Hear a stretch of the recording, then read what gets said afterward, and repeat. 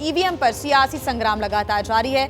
महाविकास अघाड़ी ने ईवीएम से चुनाव पर रोक की मांग को लेकर अपनी मुहिम और भी तेज कर दी है। जी हां, इस बीच एनसीपी एससीपी प्रमुख यानी कि एनसीपी शरद पवार गुट जो है आज सोलापुर की मालशिरस विधानसभा के मारकरवाड़ी गांव पहुंचे हैं शरद पवार। यहां पर शरद पवार ग्रामीणों से बातचीत करेंगे और इस गांव के लोगों ने ईवीएम की शिकायत की थी। गांव वालों ने आरोप लगाया था कि चुनाव में बीजेपी उम्मीदवार को ज्यादा वोट मिले, जबकि उन्होंने शरद पवार की पार्टी के उम्मीदवार को वोट दिए थे। ईवीएम के खिलाफ गांव वाले बैलेट पेपर से फिर चुनाव कराने की मांग कर रहे हैं, यानी कि एक बार फिर से चुनाव यहां पर हो और बैलेट पेपर से हो। इस बात की जो मांग है वो यहां के ग्रामीण कर रहे हैं और गंभीर आरोप लगा रहे हैं ईवीएम को लेकर। और इसी के तहत शरद पवार पहुंचेंगे उन ग्रामीणों के साथ मुलाकात करने के लिए।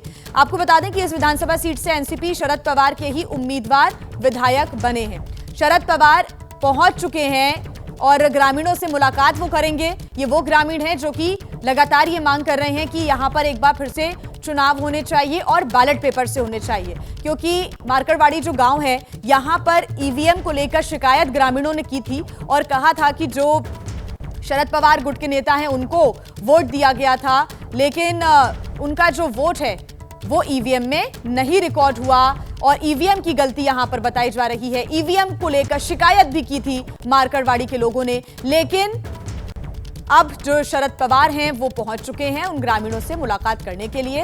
हालांकि इसके पहले भी ग्रामीणों ने ये बात रखी थी कि बैलेट पेपर से चुनाव होने चाहिए थे, लेकिन कोई इजाजत नहीं मिली थी। और खबरों का सिलसिला आगे रहेगा जारी, आप बने रहिएगा हमारे साथ। लेकिन उसके पहले एक बड़ी खबर ये कि ईवीएम पर लोगों के मन में संदेह, कहना सुप्रिया सुले का, बैलेट पेपर से यहां पर चुनाव होने चाहिए। सुप्रिया सुले ने इन बातों का जिक्र किया। एनसीपी एससीपी नेता सुप्रिया सुले का ईवीएम पर बड़ा बयान। देखिए, महाराष्ट्र में जो चुनाव हुए उसके बाद से लगातार विपक्ष ईवीएम को लेकर कई सवाल खड़े कर रहा है और अब सुप्रिया सुले ने कहा है कि ईवीएम पर लोगों के मन में भी संदेह है, बैलेट पेपर से चुनाव होने चाहिए।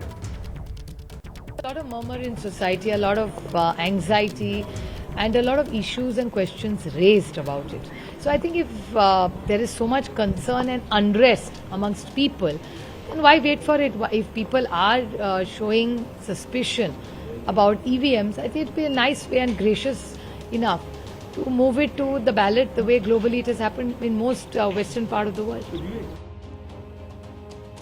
और देखिए, लगातार जो वार पलटवार और प्रतिक्रियाओं का दौर जारी है ईवीएम को लेकर, वो महाराष्ट्र से सामने आ रही हैं प्रतिक्रियाएं। महाविकास अघाड़ी के नेता गुमराह कर रहे हैं शिवसेना शिंदे गुट की तरफ से। अब ये सामने आया है। उदय सामंत का कहना है कि ध्यान भटकाने की कहीं ना कहीं ये कोशिश हो रही है। प्रियंका खुद ईवीएम से जीती तो सब कुछ ठीक था, सब कुछ सही है। हार की निराशा में ईवीएम पर ये आरोप लगाए जा रहे हैं, उदय सामंत का कहना है।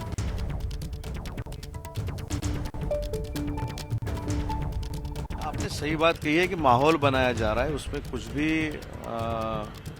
मेरे ख्याल से जो अभी मैंडेट मिला है उसको ढकने के लिए ये सब चालू है।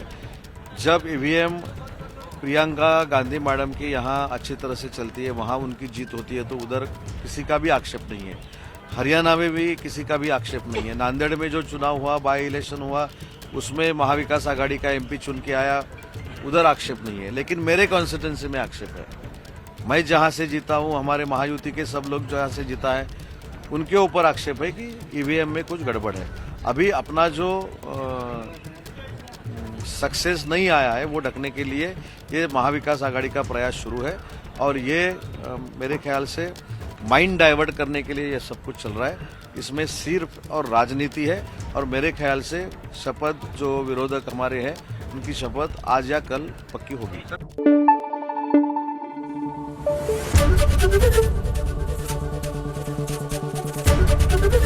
एबीपी न्यूज आपको रखे आगे।